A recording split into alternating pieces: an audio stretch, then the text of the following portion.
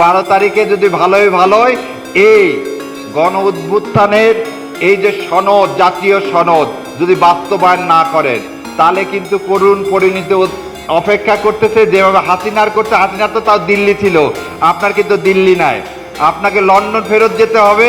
আর London এখন ফেরত দিবে কিনা তাও জানি না, কারণ আপনি তো চলে আসছেন, যাওয়ার পথ থাকবে না।